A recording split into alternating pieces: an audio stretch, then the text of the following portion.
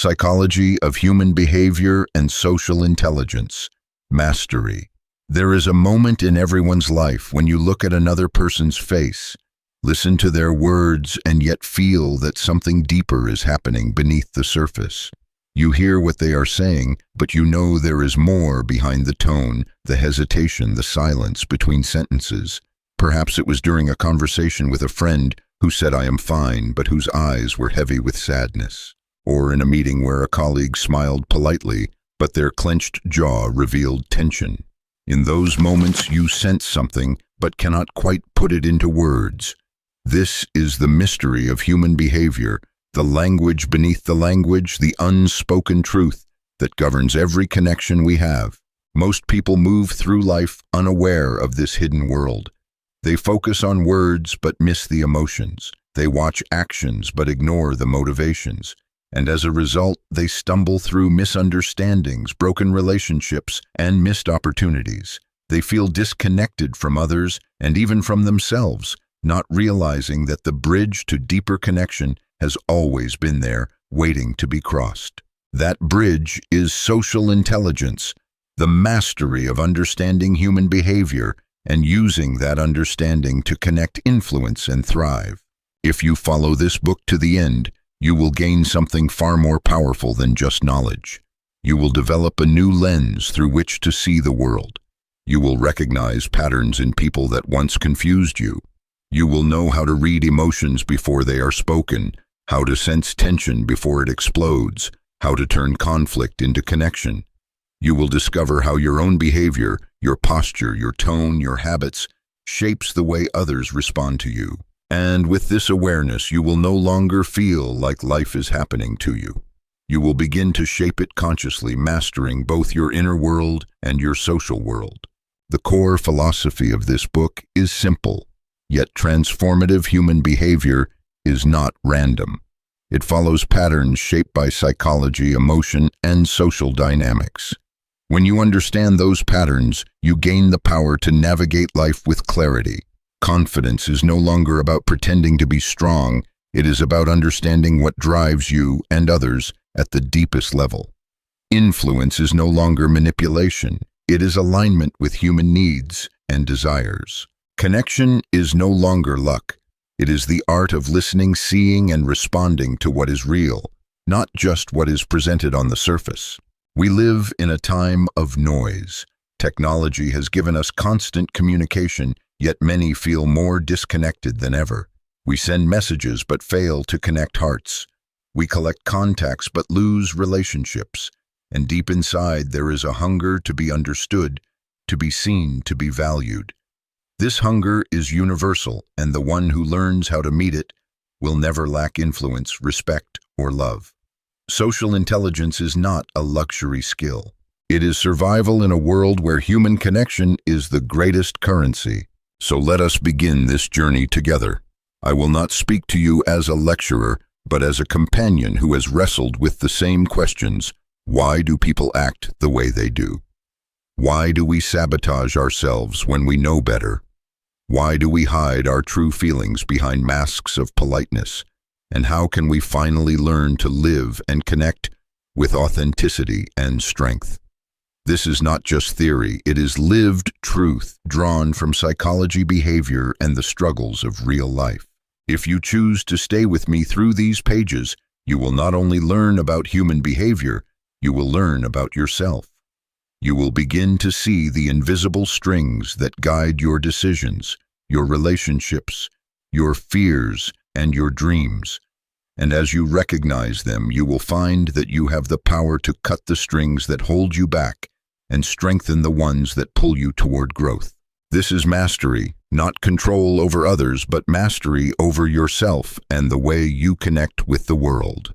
By the end of this book, you will not only understand people, you will move through life with the quiet confidence of someone who knows what drives them, what connects them, and what sets them free. That is the promise I give you. This is not just psychology, this is transformation. Chapter 1. The Mirror of Behavior, Why We Do What We Do. Every human being wakes up each morning and immediately steps into a performance whether they realize it or not. The performance is not fake. It is simply the way we have learned to survive in the world. A smile when we are tired, a polite "I am fine" when we are aching, a nod of agreement when our hearts are screaming "no." From the moment we interact with others, we begin to shape our behavior to meet expectations, avoid judgment, and protect our vulnerabilities. But beneath this performance, beneath the carefully crafted masks, lies the raw essence of what drives us: our needs, our fears, and our unspoken desires. To master social intelligence, we must first understand this truth: human behavior is always a mirror reflecting the unseen forces within. Take, for instance, the person who constantly interrupts others. On the surface, you might see arrogance or impatience.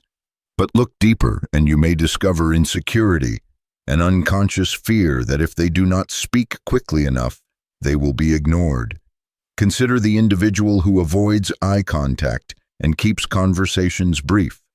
To some, it appears as rudeness, but at its core, it may be self-protection, a shield against being seen too deeply, a fear of rejection disguised as indifference. This is why true understanding requires more than observation. It requires empathy, the ability to look beyond the behavior into the story it is telling. So many of us are trapped in cycles of misunderstanding because we judge behaviors at face value.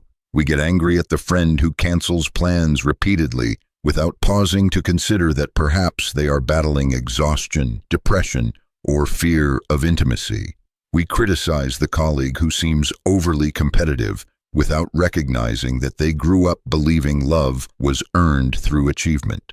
We distance ourselves from the partner who withdraws during conflict without realizing that they learned silence as the only way to survive chaos in their childhood home.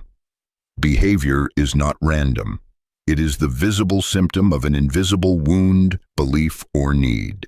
Why then do people get stuck repeating the same patterns even when those patterns harm them? Psychology gives us a clear answer. Human beings crave certainty even when it is painful. The brain prefers a predictable misery over an unfamiliar possibility. That is why someone who grew up in chaos often finds themselves drawn to drama. As an adult, it feels familiar. That is why people who fear rejection sometimes push others away first. It gives them control over the inevitable. These unconscious patterns become the autopilot of our lives, guiding us until we choose to wake up and rewrite them. But here lies the problem. Most people never stop long enough to question their own behavior. They judge others harshly, but they rarely hold a mirror to themselves. They believe they are logical when in truth they are deeply emotional. They believe they are choosing freely when in truth they are driven by old stories written long before they had the power to choose. To break free, to truly master your behavior, you must have the courage to ask, why am I really doing this? What am I protecting? What am I afraid of losing? These questions pierce through the mask and bring you face to face with the truth. This is where transformation begins. Imagine the freedom of no longer being controlled by hidden fears. Imagine responding to someone's anger with calm curiosity instead of defensiveness because you recognize their anger is pain in disguise. Imagine watching your own habits with awareness, catching yourself in the moment and choosing differently. This is the power of social intelligence. It does not change who people are, but it changes how you see them, how you respond, and ultimately how deeply you can connect. Let me tell you a story. A young woman I once worked with had a habit of constantly pleasing others. She said yes to everything, even when it left her exhausted and resentful. On the surface, she seemed generous and kind, but her kindness was not free. It was fueled by fear. She had grown up in a home where love was conditional, where mistakes were punished by withdrawal of affection. So as an adult, she believed that the only way to be safe was to keep everyone happy. Her behavior was not kindness, it was survival. Once she realized this, once she saw the mirror clearly, she began the slow process of setting boundaries. And with each boundary, her confidence grew. She no longer gave to be accepted. She gave because she wanted to. That shift was liberation. You may see yourself in her. You may see yourself in the interrupter. the avoider, the competitor, the one who withdraws. The truth is, we are all carrying invisible scripts that shape how we act. But here is the gift: the scripts are not permanent. You can rewrite them. You can choose new standards, new behaviors, new ways of being, but only if you are willing to face the truth of what your current behaviors are telling you. The mindset shift is: this behavior is communication, not identity. The person who lies is not necessarily a liar. They may be afraid of being punished for honesty. The person who shouts is not necessarily cruel. They may be desperate to be heard. The person who withdraws is not necessarily cold. They may be overwhelmed. When you begin to see behavior as communication, you stop labeling and start listening. You stop condemning and start understanding. And when people feel understood, they soften, they open, they trust. This does not mean you excuse destructive behavior. Understanding does not mean tolerating abuse or manipulation. It means you gain clarity. You know why someone acts the way they do, and you decide consciously how to respond. You can set boundaries without hate. You can walk away without resentment. You can forgive without forgetting.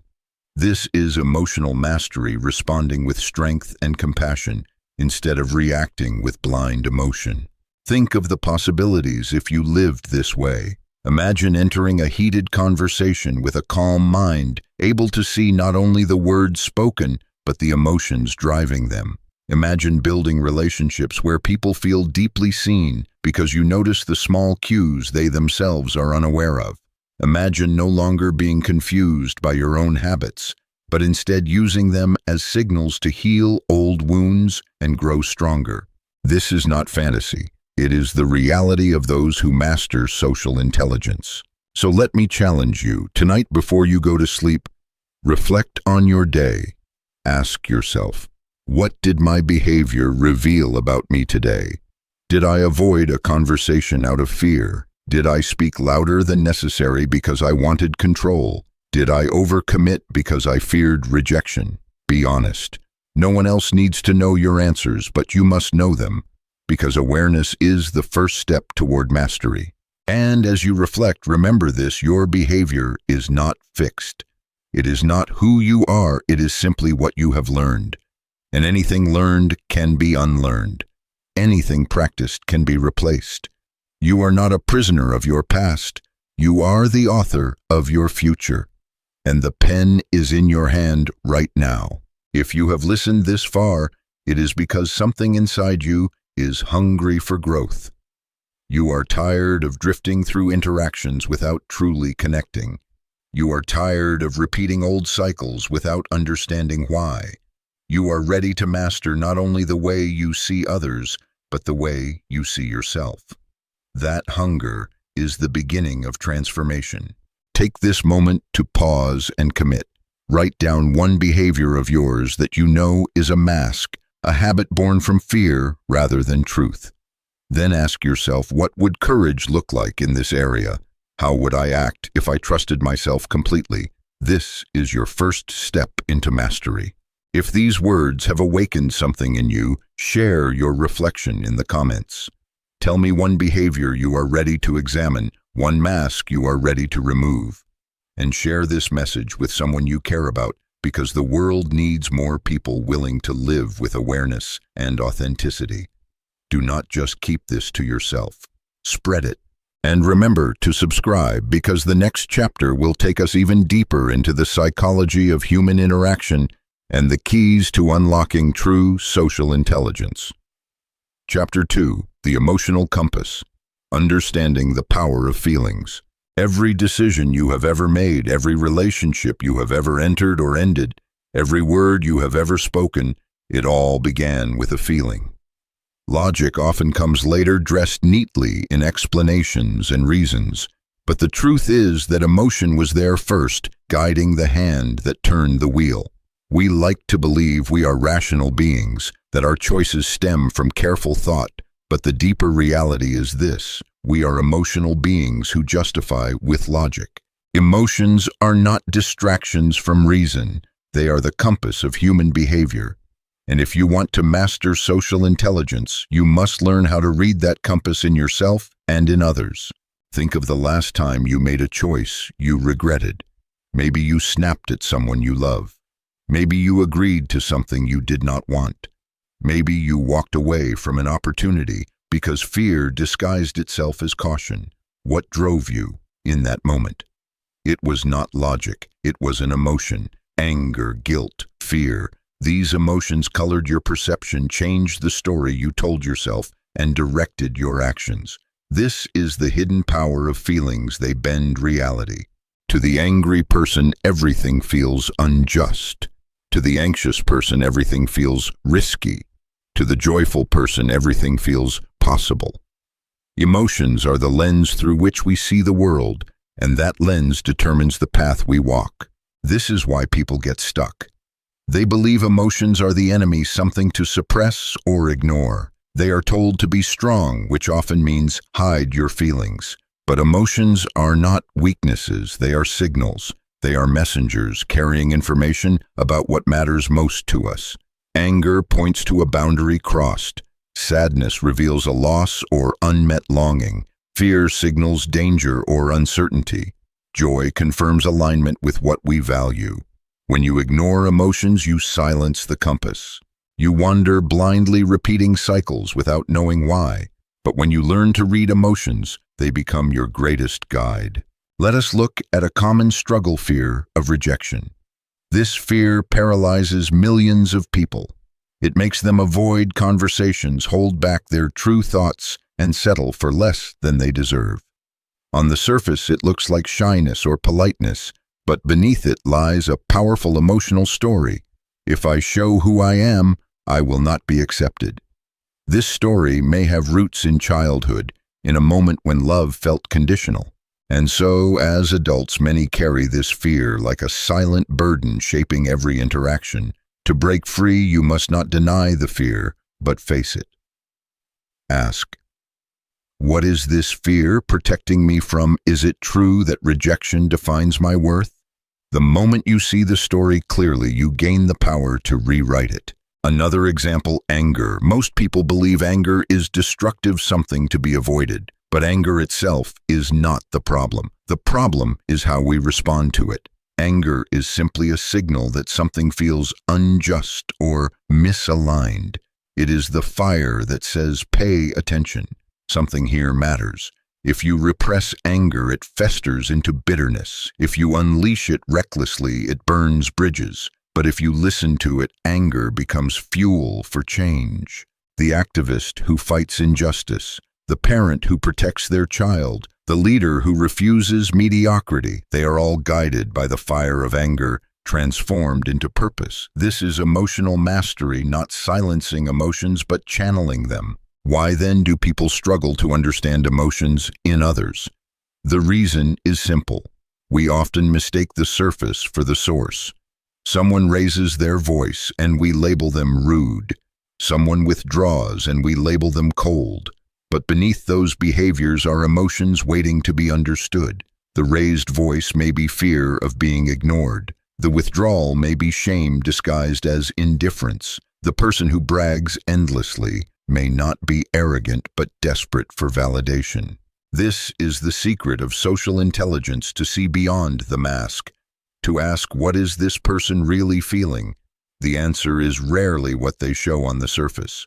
To illustrate, imagine walking into a room and noticing a colleague avoiding eye contact. Most people would assume disinterest or hostility. But what if instead you paused and asked yourself, what might they be feeling? Maybe they are overwhelmed with stress. Maybe they are nervous. Maybe they are afraid of being judged. That shift from assumption to curiosity changes everything. Instead of reacting with defensiveness, you respond with empathy. You ask a gentle question, you offer support, you create connection. This is the power of seeing emotions not as problems, but as windows into the human soul. Consider relationships. How many conflicts spiral out of control, not because of what was said, but because of the emotions beneath the words. A partner says, "You never listen to me." The other defends, "That is not true. I always listen. The argument escalates. But the true message is not about listening. It is about a feeling of being unseen, unvalued.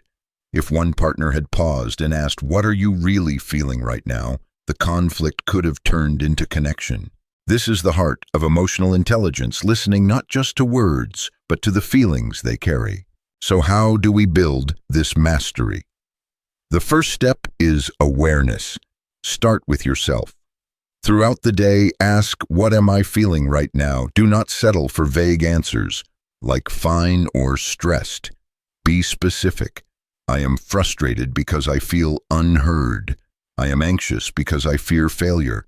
I am joyful because I feel aligned with what matters. This clarity gives you control. Instead of being swept away by emotions, you begin to use them as information. And once you can do this for yourself, you can do it for others. The second step is curiosity. When you encounter someone's behavior, pause before reacting. Ask, what might they be feeling? What need are they trying to meet? This does not mean excusing harmful actions, but it does mean seeing the humanity beneath them. That simple shift can turn confrontation into compassion, defensiveness into dialogue, distance into connection. The third step is courage. Emotional intelligence requires the bravery to express your own feelings honestly, to say "I feel hurt" instead of hiding behind silence, to admit "I am afraid" instead of pretending to be in control, to share "I am grateful" instead of assuming others know. Vulnerability feels risky, but it is the bridge to real connection. Without it, relationships remain shallow. With it, they deepen into something unbreakable. Here is the mindset shift. Emotions are not weaknesses to suppress. They are strengths to understand. The person who denies their emotions is not strong. They are fragile because anything can break through their mask. The person who embraces their emotions is powerful because nothing inside them is hidden or feared. They walk through the world with clarity, able to respond with wisdom instead of reaction. This is the foundation of confidence and influence. Let me leave you with a challenge. Tonight, write down the 3 strongest emotions you felt today. Then ask yourself, what were they trying to tell me? Did I listen or did I ignore them? How did they shape my behavior? This exercise may seem small, but it is the beginning of a new way of living. When you learn to listen to your emotional compass, you stop being tossed around by the storms of life. You begin to sail with direction, with awareness, with purpose. If these words resonated with you, I invite you to share your reflection below. What emotion has been guiding your life most strongly lately? Fear, anger, joy, or something else? Share it honestly because your story may unlock someone else's awareness. And remember to share this message with a friend who needs it. The world changes when people learn to feel, not just to think. And do not forget to subscribe because in the next chapter, we will explore the psychology of influence, the subtle forces that shape human interaction and how you can master them to build deeper, stronger connections. Chapter 3. The Subtle Art of Influence, Guiding Without Forcing. Think back to the times in your life when someone changed you without ever demanding it. Perhaps it was a teacher whose quiet confidence inspired you to believe in yourself. Perhaps it was a friend who never lectured but whose example showed you a better way to live. Or maybe it was a leader whose presence alone made you want to rise to your highest potential. Influence is often misunderstood. People think it is about power, persuasion, or manipulation, but real influence is none of these. Real influence is the ability to guide people without forcing them to shift the energy of a room, without raising your voice to inspire change, simply by embodying it. The reason most people fail at influence is because they confuse control with impact. They try to convince, argue, pressure, or dominate. But when you push, people resist. It is human nature. When someone feels forced, they defend themselves, even if what you are offering could help them. Influence is not about pushing, it is about pulling. It is about creating such an energy of clarity, confidence, and authenticity that others are naturally drawn toward you. Just as flowers turn toward the sun, people turn toward those who radiate genuine power. Why is this important for social intelligence? Because life is built on interactions. Every opportunity you gain, every relationship you keep, every conflict you resolve, all of it depends on your ability to influence others. Without influence, you may be talented, but unseen, wise, but unheard, passionate, but ignored. Influence is the bridge between your inner world and the outer world. It allows your vision, your values, and your gifts to reach others in a way that creates change. Without it, your brilliance stays locked inside. So how does influence work? Psychology gives us many answers, but the simplest truth is this: people are moved not by what you say, but by how you make them feel. Logic may open the mind, but emotion opens the heart. If you want to influence someone, do not only speak to their reason, speak to their humanity. A story is more powerful than a statistic. A genuine smile is more persuasive than 1,000 arguments. People may forget your words, but they will never forget how you made them feel. One of the deepest struggles people face is the fear of rejection. They want to influence others, but are terrified of being ignored or judged. So they stay silent or they overcompensate by trying too hard. Both paths fail. The truth is that influence requires courage, the courage to show up fully, to risk being seen. Influence is not about being perfect, it is about being real. When you share your truth with vulnerability, you give others permission to do the same.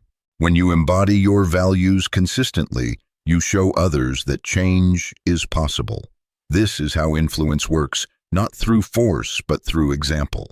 Consider this: a person who argues endlessly about kindness will change few minds, but a person who lives with kindness, even in small acts, will inspire countless hearts. Influence is less about speaking and more about being. People are always watching, always sensing. They pick up on your energy before they hear your words. If your energy is aligned, confident, compassionate, authentic, they will feel it. They may not know why, but they will be drawn to you. Why then do so many people struggle to influence positively? Because they have not yet learned to influence themselves. The first person you must learn to guide is you. If you cannot calm your own fear, how will you calm others? If you cannot inspire yourself to act, how will you inspire others? Influence begins within. Self-mastery creates social mastery. The person who has learned to discipline their mind, channel their emotions, and live in alignment with their values naturally radiates authority. Others sense it, they trust it, they follow it. Here is the mindset shift. Influence is not about power over others. It is about power within yourself. The moment you stop chasing approval and start embodying truth, you become magnetic. You no longer need to prove, push, or persuade. You simply live in such a way that others cannot ignore you. Influence is not manipulation. It is authenticity amplified. Imagine walking into a room full of strangers. Most people will try to prove themselves by talking loudly, by showing off, by forcing attention. But the truly influential person does the opposite. They walk in with quiet confidence. They listen more than they speak. They make others feel valued. And because of this, people remember them. Influence is not about dominating the spotlight. It is about making others shine in your presence. This is the paradox. The less you try to control people, the more you influence them. The less you seek approval, the more respect you gain. The less you chase validation, the more trust you build. True influence is effortless because it flows from alignment. When your words, actions, and energy match you, become undeniable. People may not always agree with you, but they will always feel your authenticity. And authenticity is the most persuasive force in the world. So how can you begin to cultivate this subtle art? Start by asking yourself, what energy do I bring into a room? Do you bring anxiety, neediness, and insecurity? Or do you bring calm presence and strength? People are influenced more by your state than your statements. If you want to influence others, master your state. Breathe deeply before important conversations. Ground yourself in your values before you speak. Enter every interaction with the intention not to control, but to connect. Next, focus on listening. Most people think influence means speaking more. The truth is, the best influencers are the best listeners. When someone feels deeply heard, they open their heart. And when the heart is open, influence becomes natural. Practice listening without interrupting, without preparing your response, without judgment. Listen for what is not said as much as for what is spoken. In those spaces of silence, you will find the key to true influence. Finally, remember that influence is not about quick wins, but lasting impact. Anyone can pressure someone into compliance for a moment, but real influence changes lives long after you are gone. Ask yourself, am I trying to win this moment, or am I trying to create lasting change? The first is manipulation. The second is mastery. If you are still with me, it means you are ready to step into this deeper level of living. You are not content to simply exist in the background of life. You want to leave an imprint, to make others better, to walk into rooms and elevate them simply by being there. That is possible for you, not someday, but starting now. Take a moment to reflect. Who has influenced you most in your life? Was it someone who forced you, or someone who inspired you by example? Share that story below. It matters because influence is not only something you learn, it is something you pass on. And if you found value in this message, share it with someone you care about. Influence multiplies when shared. And subscribe, because in the next chapter we will explore one of the greatest secrets of human behavior, the mirror effect. Why people reflect back the energy you give them, and how mastering this can change every interaction you have. Chapter 4. The Mirror Effect. How others reflect your energy. There is a quiet truth about human behavior that most people never realize. People are mirrors.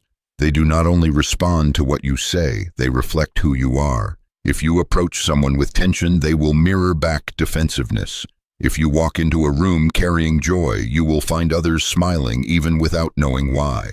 This phenomenon is not mystical. It is psychological. Human beings are wired to mirror one another. It is how we learn, how we connect, how we survive. And once you understand this, you gain one of the greatest powers in social intelligence, the ability to shift interactions by mastering your own energy. Think about the last time you were around someone who was deeply anxious. Did you feel yourself becoming tense even if you had no reason to be?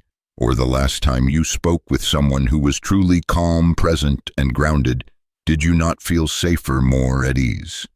This is the mirror effect at work. People reflect back the energy they are given, often unconsciously. It is why an angry person can spread hostility through a group in seconds, and why one person's laughter can light up an entire room. Yet here lies the problem: most people are unaware of the energy they carry. They walk into situations unaware that they are broadcasting insecurity, neediness, or irritation, and then they wonder why others treat them poorly or fail to respect them. The truth is that others are not reacting only to your words, they are reacting to the energy beneath them. Your state of being shapes their state of being. Your energy sets the tone.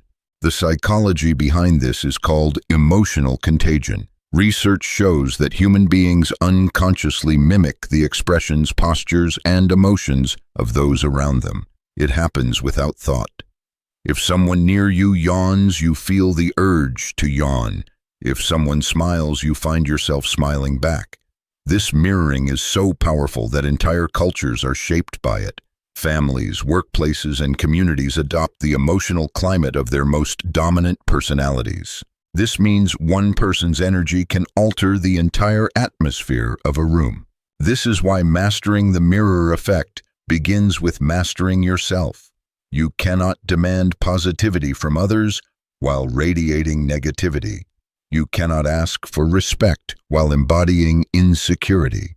You cannot expect calm interactions if you enter with agitation. People will not follow what you say, They will follow who you are. If you want others to mirror confidence, you must embody confidence. If you want others to mirror respect, you must embody respect. If you want others to mirror openness, you must embody openness. Imagine two leaders giving the same speech.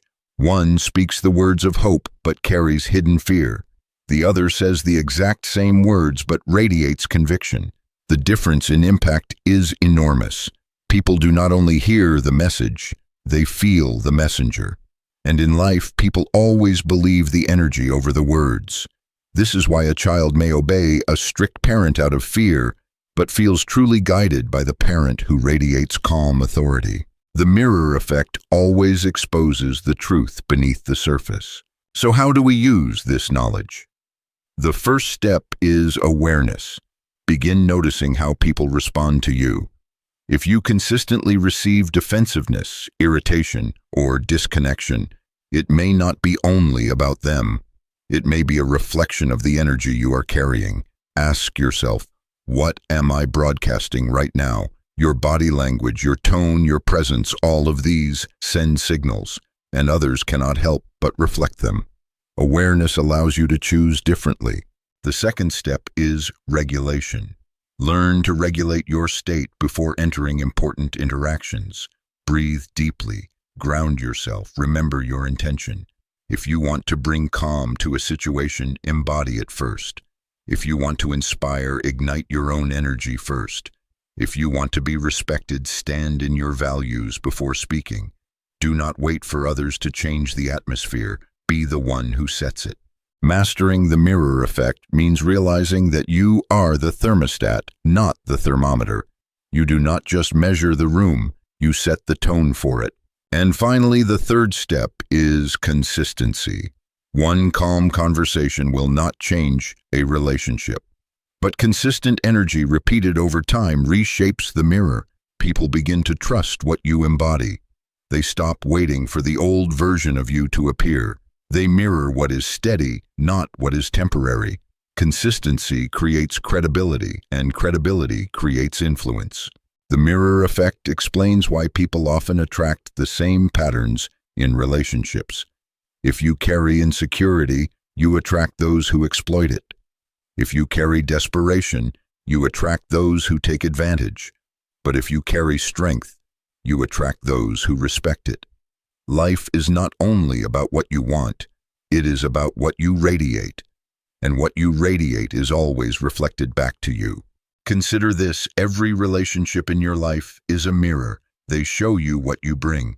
If you feel unseen, ask yourself, am I truly showing myself? If you feel unheard, ask, am I truly listening? If you feel disrespected, ask, am I respecting myself first? These are not easy questions, but they reveal the hidden dynamics of your interactions.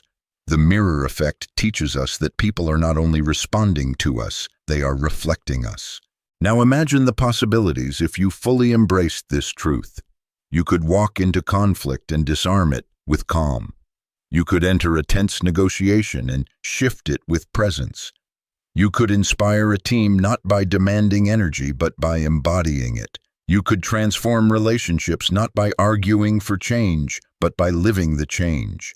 This is not theory. It is the quiet power of the mirror effect in action.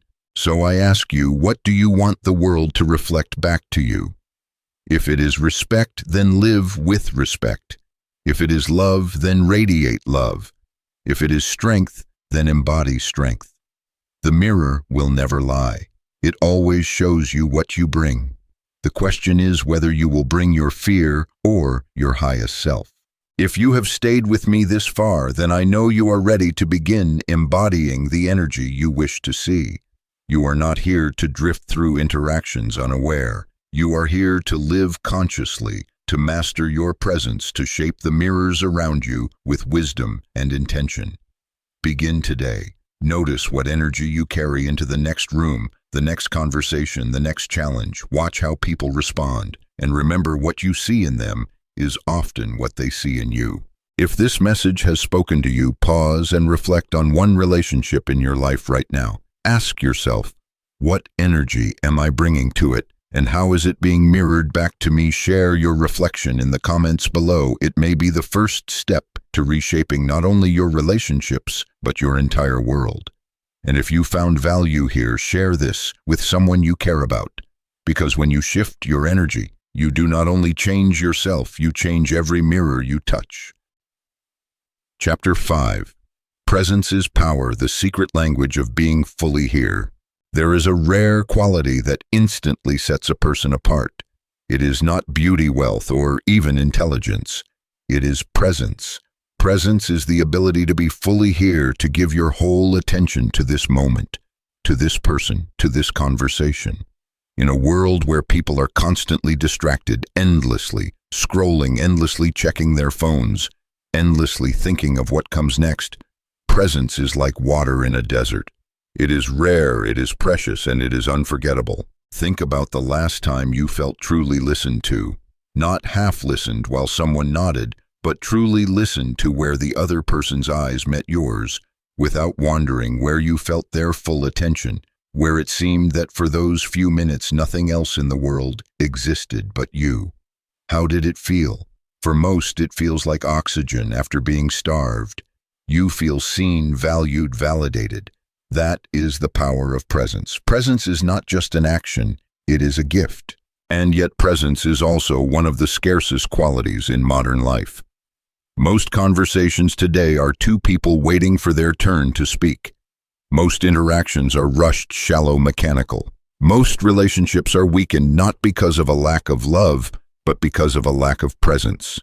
People no longer show up fully, they show up partially. They are half here, half elsewhere, and others feel it. The body is present, but the spirit is absent. The face is here, but the mind is far away. And so, connections weaken, trust diminishes, and opportunities slip through unnoticed. Why do people struggle so much with presence? Because the human mind is restless. Psychology tells us that the average person's mind wanders almost half of their waking hours. They are replaying the past, worrying about the future, or imagining alternate realities. Rarely are they anchored in the now. Add technology, constant notifications, and the endless pressure of modern life and presence becomes even harder to access. It is easier to be elsewhere than to be here. But easier does not mean better. The cost of absent living is enormous, shallow relationships, lost opportunities, and an endless sense of emptiness. Presence, however, is not about perfection. It is about intention. You do not have to be flawless in your focus. You simply have to choose to return.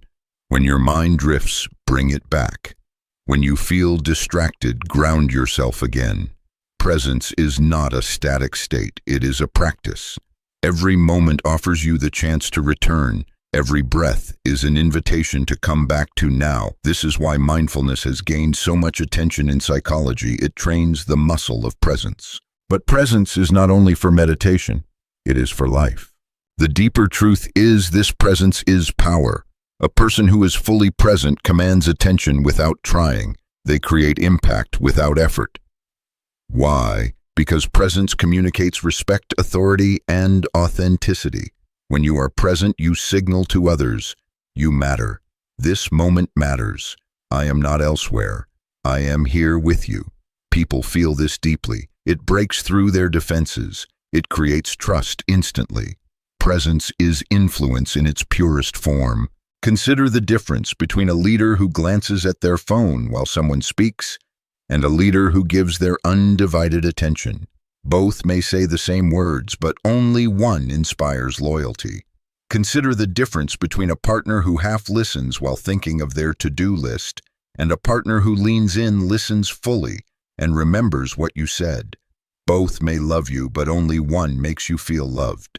Presence is not a small detail, it is the foundation of connection. But here lies the paradox: presence is also terrifying. To be fully present means to put down your masks, your distractions, your defenses. It means to face life as it is without escape. And many people run from this. They would rather hide in their phones, in their worries, in their busyness, than face the intensity of real presence. Why? Because presence demands vulnerability. When you are fully here, you cannot hide. You are exposed. And yet, it is only in that exposure that true connection is born. This is why presence requires courage. It requires you to silence the noise in your mind, to resist the temptation of distraction, to hold eye contact a little longer, to listen a little deeper, to stay in the discomfort of silence without rushing to fill it. Most people cannot do this, but those who can become unforgettable. Their presence lingers in memory long after the conversation ends. People may forget what you said, but they will never forget how it felt to be with you. Here is the mindset shift. Presence is not something you do. It is something you give. It is a gift that costs nothing, but means everything. When you give someone your presence, you are telling them you are enough to deserve my full attention. And in a world starved for validation, that is one of the most powerful messages you can send. So how do you cultivate presence? Begin by practicing awareness of your own distractions. Notice when your mind drifts. Notice when your eyes wander. Notice when you are pretending to listen but are elsewhere. Do not judge yourself, simply return. Presence begins with honesty, the willingness to admit when you are not fully here, and the choice to come back anyway. Next, anchor yourself physically. Presence lives in the body. When you feel distracted, bring awareness to your breath. Feel your feet on the ground, the weight of your body, the sound of your voice. This pulls you out of the endless spinning of thoughts and back into the immediacy of now. Presence is not thinking about presence, it is experiencing it. And finally, cultivate curiosity. Presence is natural when you are genuinely curious. When you truly care about the person in front of you, you do not have to force attention. It flows. Ask questions not to reply, but to understand. Look not only at their words, but at their expressions, their silences, their energy. Presence deepens when you see beyond the surface. Now imagine the transformation if you lived with presence consistently. Your relationships would deepen. Your influence would multiply. Your work would become more focused, your creativity sharper, your joy fuller. Life would no longer blur past in a fog of half-attention. It would open in vivid detail. Because presence is not just about others, it is about you. When you are fully present, you actually live your life instead of missing it. So I ask you, when was the last time you gave someone your full presence? When was the last time you gave it to yourself? Take a moment today to put everything else aside and be fully here, even if just for 5 minutes. Listen without distraction. Look without haste. Feel without numbing. Give this gift and watch how the mirrors around you change. If this has resonated with you, pause now and share your reflection. Presence grows when it is practiced, and practice begins with awareness. If you found value here, share this message with someone who needs to hear it. And subscribe, because in the next chapter, we will explore another dimension of social intelligence, the hidden language of non-verbal communication, how your body speaks louder than your words, and how mastering it can change every interaction you have. Chapter 6. The Silent Language, How Your Body Speaks Before You Do. Long before human beings developed words, we spoke with our bodies. A raised eyebrow, a tilted head, a clenched fist, a softened gaze. These were the first languages of connection. And even now, in an age overflowing with words, it is still the silent language of body and tone that communicates the most truth. Social intelligence is not only about what you say, it is about what you broadcast without saying a single word. Think of the last time you met someone new. Within seconds before they even spoke, you felt something about them. Maybe you sensed warmth and openness, or maybe you felt tension and distance. This instant impression did not come from words. It came from nonverbal signals. Psychology shows that as much as 70 to 90% of communication is nonverbal. This means that people are not only listening to your words, they are reading your posture, your gestures, your eyes, your energy. And often what your body says is louder than what your mouth says. This explains why people can say, "I am fine," while their body screams, "I am not fine." Or why someone can say, "I am confident," while their slouched shoulders whisper, "I am afraid." Words can be manipulated, but body language is harder to fake. People may not consciously analyze it, but they feel it. The body always tells the truth of your inner state, and others always pick up on it. The problem is that most people are unaware of the signals they are sending. They do not realize that their crossed arms are creating distance, that their lack of eye contact is signaling insecurity, that their restless movements are broadcasting nervousness. And then they wonder why conversations feel awkward, why people do not trust them, why opportunities slip away. The silent language is always speaking whether you control it or not. Here is the shift. The most socially intelligent people are those who become fluent in this language. They know how to read the subtle cues in others, and they know how to master their own. They do not manipulate, they align. They ensure their body language reflects the truth they wish to convey. This creates coherence, and coherence creates trust. When your words and body match, people feel safe with you. When they do not, people feel something is off, even if they cannot explain why. Think of a leader standing before a crowd. If their words say, "We will overcome this challenge," but their body is stiff, their eyes darting, their tone uncertain, no one will believe them. But if their body radiates calm, their eyes steady, their tone strong, even simple words carry weight. It is not the words themselves, it is the alignment of body, voice, and intention that inspires. This is why true influence is embodied, not recited. So how can you master this silent language? The first step is awareness. Begin noticing your own body in conversation. How do you stand? How do you sit? What do your hands do? Are you open or closed, grounded or restless? Next, notice others. Watch the way they lean in when interested, how they withdraw when uncomfortable, how their eyes light up when something matters. People reveal themselves constantly if you pay attention. Social intelligence grows when you learn to see what others miss. The second step is congruence. Align your body with your words. If you want to show openness, uncross your arms. Soften your shoulders, make steady eye contact. If you want to show confidence, stand tall, slow your movements, use deliberate gestures. If you want to show empathy, lean in slightly, mirror the other person subtly, let your eyes communicate warmth. Congruence makes people trust you because they feel no hidden agenda. Your body and words are one. The third step is control of energy. Nonverbal communication is not only physical, it is energetic. People feel the energy you bring before you speak. If you enter a room with heaviness, others will feel it. If you bring lightness, others will rise to meet it. This is why mastering your internal state is crucial.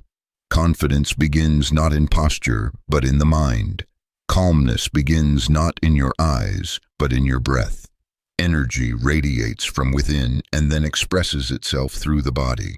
Master the inner and the outer will follow. There is also the power of silence. Silence is one of the most underestimated forms of nonverbal communication. A pause can show confidence while rushing shows insecurity. Stillness can command more authority than noise. A thoughtful silence can carry more weight than a flood of words. Socially intelligent people use silence as a tool. They know when to hold space, when to let silence invite others to speak, when to let it deepen the moment instead of breaking it. The mirror effect we spoke of earlier comes alive here. When you embody openness, people open. When you embody calm, people calm. When you embody confidence, people lean into your lead. You do not have to say, "Trust me." Your body will say it for you, and people will feel it without knowing why. But let us be clear, body language is not about manipulation. It is not about striking fake power poses or forcing unnatural gestures. True mastery comes from authenticity. If you try to fake confidence, people will sense the disconnect. But if you build real confidence within your body, will naturally reflect it. The goal is not to perform. The goal is to align. Alignment between your inner state and outer expression is the essence of social intelligence. Now imagine the shift if you mastered this. In job interviews, you would radiate confidence without arrogance. In relationships, you would convey love without words. In leadership, you would inspire without shouting. In daily life, people would feel drawn to you without knowing why. This is the invisible advantage of mastering nonverbal communication. It amplifies every word you say and every connection you make. So I ask you now, what is your body saying even when your mouth is silent? What energy are you broadcasting into every room you enter? Begin to notice. Begin to align. Begin to master the silent language, because those who speak it fluently hold a power that words alone can never achieve. If you found this chapter valuable, pause and reflect on one area of your life where your body may be telling a different story than your words. Share your insight in the comments below. And remember, when you change the way you show up, you change the way others show up for you. Share this message if you know someone who needs to be reminded of the power of presence beyond words. Chapter 7. Emotional mirroring, the hidden bridge between hearts. There is a mysterious force at play every time two people interact. You cannot see it, but you can feel it. It is the subtle exchange of emotions, the invisible current that flows between human beings. Scientists call it emotional contagion, but in social intelligence it is known as mirroring. To mirror is to reflect the inner world of another so that they feel understood, validated, and safe. It is not mimicry. It is empathy expressed through tone, posture, and energy. It is the art of saying without words, I see you. I understand you. You are not alone. Think about the times you felt closest to someone. Was it when they solved your problems with advice? Or was it when they simply sat with you, reflected your emotions, and let you feel that they were right there with you? For most, the deepest bonds are formed not by solutions, but by resonance. When someone mirrors your sadness with a softened voice, when they mirror your joy with shared laughter, when they mirror your excitement with widened eyes and leaning in, that is when you feel the bond. Mirroring is not about pretending. It is about tuning in so deeply that your body and emotions naturally align with the other. Psychology reveals that humans are wired for this. Deep in our brains are mirror neurons designed to pick up on the emotions and actions of others and reflect them.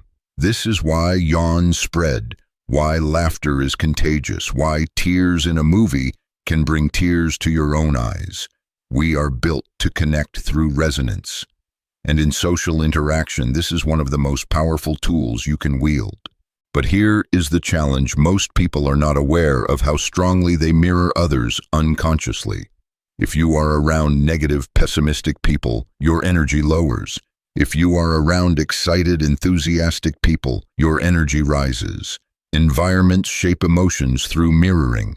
This is why entire workplaces feel toxic, when leadership is tense, and why groups feel light. When one joyful person enters the room, energy spreads faster than words. And if you are not intentional, you will absorb more than you influence. Social intelligence, then, is not just about being influenced. It is about consciously influencing. It is about being aware of the energy in the room and choosing what to amplify. If someone is anxious, you do not mirror their anxiety and spiral with them. You ground yourself and offer calmness that they can mirror back. If someone is discouraged, you do not dismiss their feelings or ignore them. You acknowledge their emotion with empathy, then gradually lift the energy toward hope. Mirroring is not only about reflection, it is about direction. Imagine this in everyday life. A friend comes to you in pain. If you smile too brightly and brush it off, they will feel unseen. If you collapse into their despair and amplify it, you will sink together. But if you acknowledge their sadness, your face softening, your tone slowing, and then gently introduce reassurance, you create a bridge. They feel understood, yet they also feel lifted. This is the mastery of emotional mirroring: first reflect, then guide. But here lies the trap: inauthentic mirroring destroys trust. People can sense when you are faking empathy, when your words say, "I care," but your tone is flat, when your face shows no resonance with their story. This false mirroring feels manipulative, and instead of building connection, it creates distance. True mirroring is not performance, it is presence. You must genuinely tune in, you must genuinely care. Without authenticity, mirroring becomes mimicry, and mimicry breeds mistrust. This is why the foundation of mirroring is not technique, but intention. Ask yourself, do I really care to understand this person? Do I really want to step into their world for a moment? If the answer is yes, mirroring will flow naturally. If the answer is no, no technique will save you. Because people feel the truth in your energy before they analyze your words. Let us look at why people often fail at mirroring. Some are too self-absorbed. They listen only to reply, not to understand. Some are too impatient, rushing to give advice instead of reflecting emotion. Some are too uncomfortable with vulnerability, so they avoid deep resonance and stay at the surface. And some are simply unaware that mirroring exists. They do not realize that human beings need more than words, they need reflection. And so relationships remain shallow, misunderstandings multiply, and trust never deepens. The shift is simple but profound. Stop trying to be interesting and start trying to be interested.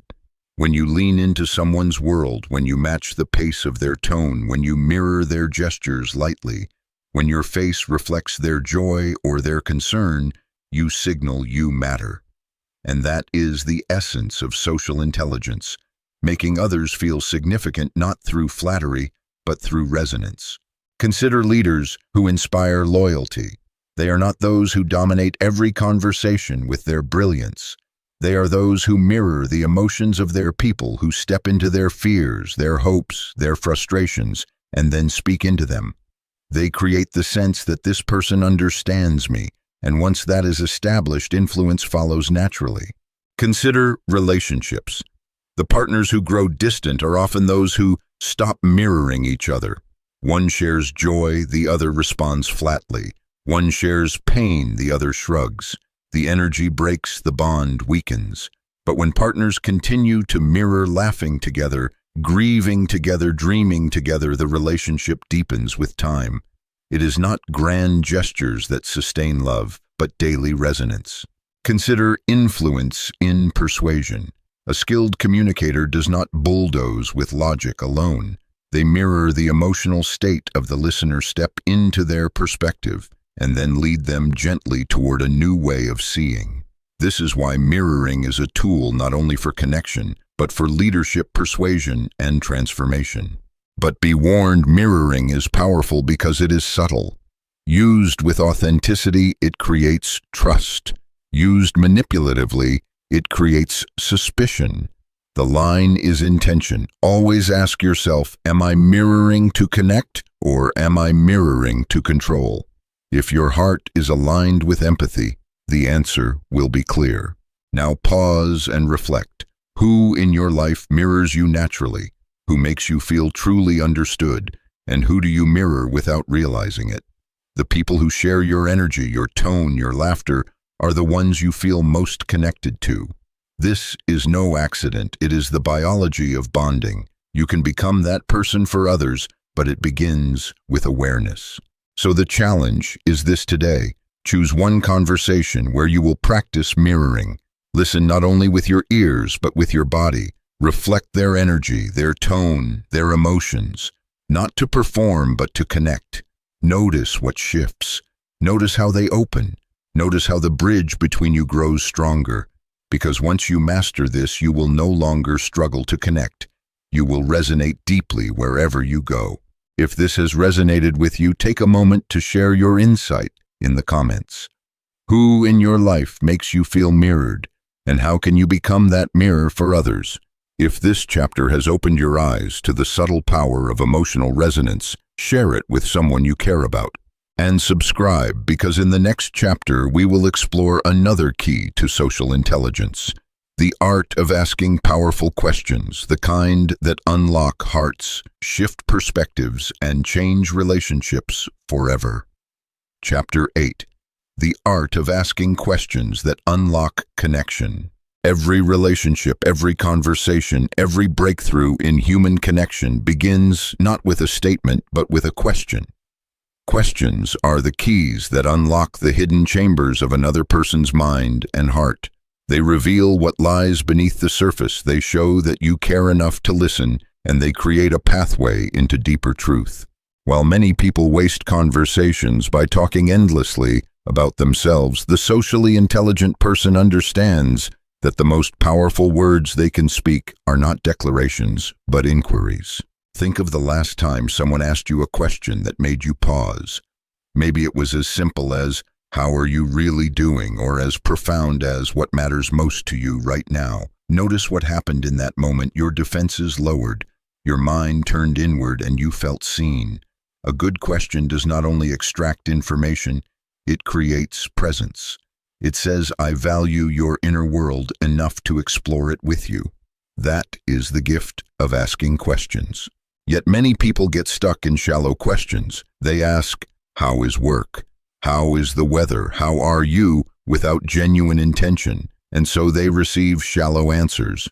Good, fine, busy. These empty exchanges create no connection. They are polite noise, not meaningful conversation. The problem is not the words themselves, but the lack of depth, the lack of follow-up, the lack of curiosity. Social intelligence demands more than politeness.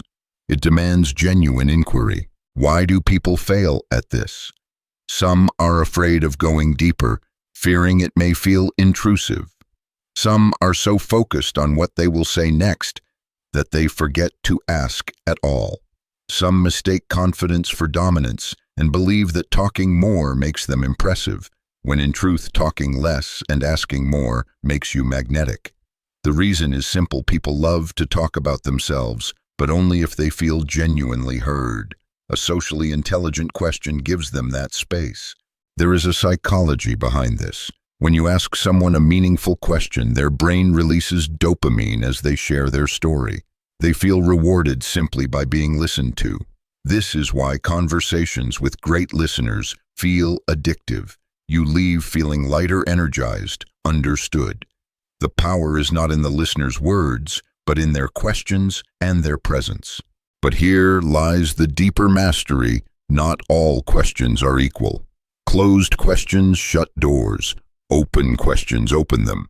Do you like your job is closed? It invites a yes or no. What do you enjoy most about your work is open. It invites a story. Are you happy may trigger defensiveness. What has brought you the most joy lately allows reflection without pressure. The socially intelligent person does not interrogate, they invite. Their questions do not corner, they expand. This skill becomes especially powerful in conflict. When two people are locked in disagreement, questions soften the walls. Instead of saying, "You are wrong," try, "Help me understand how you see this." Instead of saying, "You never listen," try, "What do you feel I am missing in hearing you?" These questions shift the energy from confrontation to exploration. They allow emotions to be expressed without escalation. They transform a fight into a dialogue. And there is another layer still: the timing of questions. Too many questions too quickly can overwhelm. Too few questions leave a conversation lifeless. The art lies in rhythm, listening, reflecting, then asking with patience. This creates flow, where the other feels both heard and guided. Silence also plays a role here.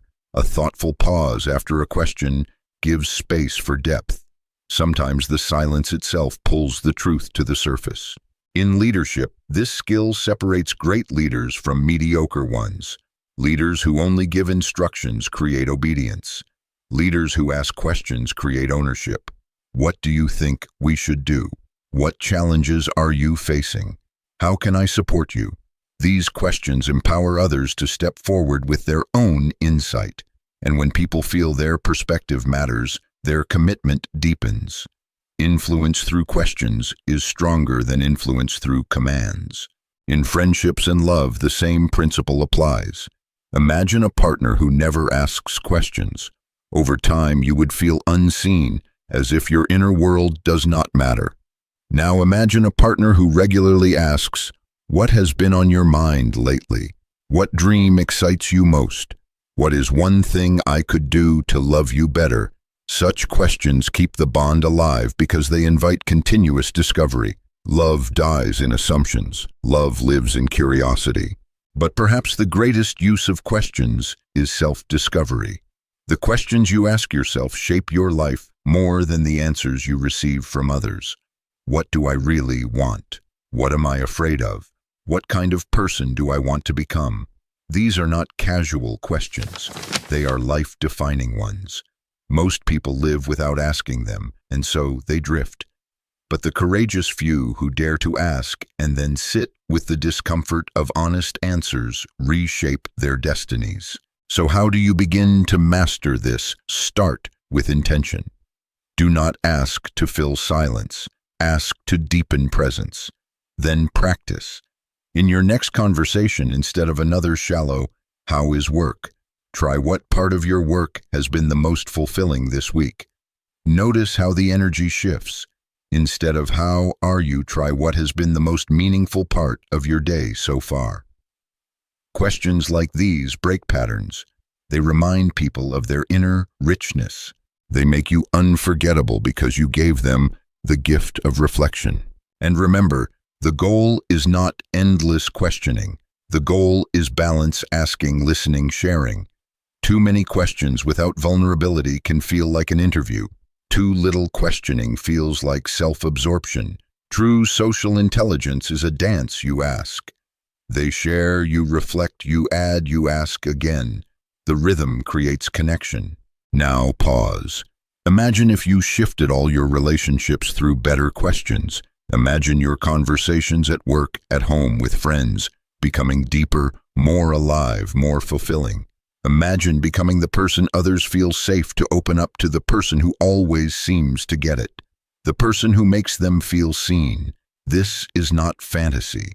It is a skill you can build one question at a time. So I ask you now, what is the one question you wish someone would ask you but rarely do? Sit with it. Feel the longing behind it, and then become that person for others. Ask them the questions they wish someone would ask. Give them the gift you crave. In giving, you will also receive. If this chapter has sparked something within you, share it below. Tell me, what is the question that has most changed your life? Your answer may inspire someone else who desperately needs it. And if you found this powerful, share this chapter, because the world does not need more noise. It needs deeper questions that awaken truth. Chapter 9. The power of listening, hearing beyond the words. There is a difference between hearing and listening. Hearing is a biological act. Listening is a spiritual one. Hearing captures sound. Listening captures meaning. Hearing lets words enter your ears. Listening lets them enter your soul. This is why two people can be in the same room, hear the same words, but only one walks away truly changed. Social intelligence is not about speaking more or being more charming. At its core, it is about listening with a depth so rare that others feel transformed simply by being in your presence. Think about the last time someone truly listened to you, not nodded politely, not waited for their turn to speak, but genuinely gave you their full attention as if nothing else in the world mattered more than your words. How did it feel? Most people remember such moments with clarity because they are so rare. True listening makes people feel seen, heard, validated. It makes them feel like they exist. And in a world where everyone is shouting to be noticed, being deeply listened to is one of the greatest gifts you can give. The tragedy is that most people do not listen. They pretend. They nod while their mind drifts. They think about their next response instead of absorbing what is being said. They cut off sentences because they already assume they know the point. They listen for information but not for emotion. This is why so many conversations feel empty. It is not the words that are lacking, it is the presence. People crave presence more than answers. Psychology explains that humans are wired to seek validation. When someone listens without judgment, our nervous system relaxes. We feel safe, open, willing to share more. This creates a loop. The more one person listens, the more the other person reveals. The more they reveal, the deeper the connection grows. This is why listening is not passive. It is active creation. It builds bridges. It transforms strangers into friends, enemies into allies, lovers into lifelong partners. But why is listening so hard? One reason is ego. The ego loves to speak, to prove, to perform. Listening requires humility, the willingness to let another voice matter more than your own for a moment. Another reason is distraction. Modern life pulls attention in every direction, phones buzzing, thoughts racing, deadlines looming. True listening requires the discipline to quiet the noise inside and outside. It demands presence, which feels foreign to many who live in constant rush. The final reason is fear. Sometimes we avoid listening deeply because we are afraid of what we might hear, truths that challenge our assumptions or reveal pain we do not want to confront. Socially intelligent people confront this fear. They embrace the discipline of listening because they understand it is not about them. It is about creating space for others to unfold. They listen not only to words, but to pauses, to tone, to what is said and unsaid. They hear the hesitation in a voice, the heaviness in a sigh, the longing behind a story. This is listening beyond sound. This is listening to the human being. Consider this. In every conversation, there are two dialogues happening. One is the external dialogue, the words spoken. The other is the internal dialogue, the unspoken emotions, fears, and hopes beneath the words. Ordinary people only catch the surface. Socially intelligent people tune into the second. When someone says, "I am just busy," perhaps beneath it, they mean, "I feel overwhelmed and unseen." When someone says, "I am fine," perhaps beneath it they are silently crying, "I need someone to notice I am not fine." The socially intelligent listener does not push, but they hear the undercurrent. And by simply acknowledging it, it sounds like things have been heavy for you. They give healing where no advice could. In leadership, listening is the difference between authority and influence. Authority commands people to obey. Influence inspires people to follow. Leaders who listen create loyalty because their teams feel valued. A simple, "Tell me what challenges you are facing," can do more than 100 motivational speeches. People want to be heard before they want to be led. Listening earns the right to lead. In love, listening is the difference between distance and closeness. Many couples fight not because of what is said, but because of what is not heard. One partner speaks their truth, but the other defends instead of listening. Over time, walls rise. Resentment grows. But when a partner listens with openness, even painful truths become bridges. Listening says, "I may not agree, but I am here with you in this moment." That presence often matters more than agreement. There is also a paradox to listening. When you listen deeply, you gain influence without trying. People trust those who make them feel heard. They seek them out for advice, for companionship, for leadership, not because that person talks the most, but because they listen the best. Influence through listening is invisible but unstoppable. So how can you master this art? Begin with silence. When someone speaks, resist the urge to interrupt. Let their words breathe. Let them finish completely before you respond. Notice their tone, their expressions, their body language. Listen with your eyes as well as your ears. Next, reflect back. Say, "It sounds like you are feeling," or "What I hear you saying is." This does not mean parroting their words. It means showing that you understand their meaning. Finally, be willing to sit with pauses.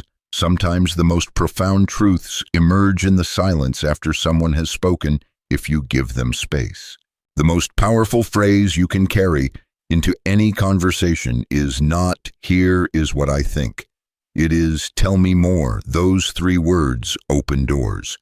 They tell the other person, you are not rushing, you are not judging, you are not distracted. You are here. And when people feel that, they give you their truth. Now imagine this applied in your own life. Imagine your children growing up with the memory that their parent always listened, truly listened. Imagine your partner feeling secure because their heart was always received without interruption. Imagine your friends drawn to you because you were the rare person who listened without agenda. Imagine your career flourishing because people trusted you not for what you said, but for how deeply you listened. That is the silent power of this skill. So I leave you with this challenge in your next conversation: speak less. Resist the urge to perform. Instead, become curious. Ask one thoughtful question, then listen, as if the world depended on the answer. Watch what happens. Watch the way people open, the way their energy softens, the way the bond between you deepens. Listening is not flashy, but it is transformative. If this chapter resonated with you, take a moment now and reflect. Who in your life most needs your full listening presence today? Call them. Sit with them. Listen without judgment, without rushing. Then come back and share your experience in the comments. And if you believe the world would be a better place if people listen more deeply, share this message. Because listening at its core is love in action. Chapter 10. The subtle power of body language in human connection. Long before words existed, there was movement. Before language was born, there was posture, gesture, eye contact, and silence. Humanity spoke with the body long before it ever spoke with the tongue. And even now, in every conversation, body language carries more weight than the words we say. A raised eyebrow, a slight lean forward, crossed arms, shifting eyes, these signals shape meaning in ways most people never consciously notice. Social intelligence requires not only awareness of what you say, but also mastery of what you show. Imagine this: someone tells you, "I am happy to see you," but their arms remain crossed. Their eyes dart away. Their tone is flat. Do you believe their words? Of course not. You believe the body, because the body does not lie. Words can be polished and rehearsed, but the body often reveals the truth beneath them. This is why those who understand body language can sense what others miss: hidden emotions, unspoken doubts, silent desires. And this is why those who master their own body language become magnetic. They radiate confidence, warmth, and authenticity without needing to prove it. Psychologists explain that more than half of communication is nonverbal. It is not just what you say, but how you stand, how you move, how you breathe. People pick up on your presence before they ever hear your words. If your words and your body do not align, people trust the body. If you say, "I am confident," but your shoulders hunch and your voice trembles, no one believes it. If you say, "I care," but you glance at your phone while they speak, they feel dismissed. Alignment is everything. Social intelligence is about congruence, matching your inner state, your words, and your body into a single authentic message. But why do so many people struggle here? Some are simply unaware. They live in their head, forgetting that their body is constantly broadcasting signals. Others are trapped in insecurity. Their body folds in on itself, shrinking, apologizing for its existence. Some overcompensate, exaggerating gestures, or adopting artificial postures of power which come across as insincere. The socially intelligent person takes a different path. They do not fake, they align. They learn to notice their body, to breathe into it, to carry themselves with grounded presence. They embody confidence instead of performing it. One of the most powerful signals is eye contact. Eye contact says, "I see you, I am here with you." Too little and it feels evasive. Too much and it feels aggressive. The balance is present, steady, warm without forcing. When you hold someone's gaze while truly listening, you create trust. The eyes, after all, are not only windows to the soul, They are bridges between souls. Posture is another silent force.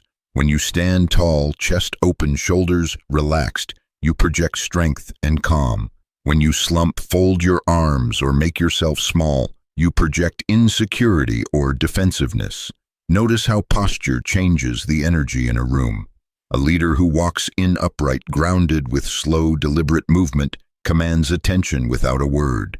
A person who walks in with hunched shoulders and shuffling steps fades into the background before they even speak. Presence begins with posture. Gestures also carry power.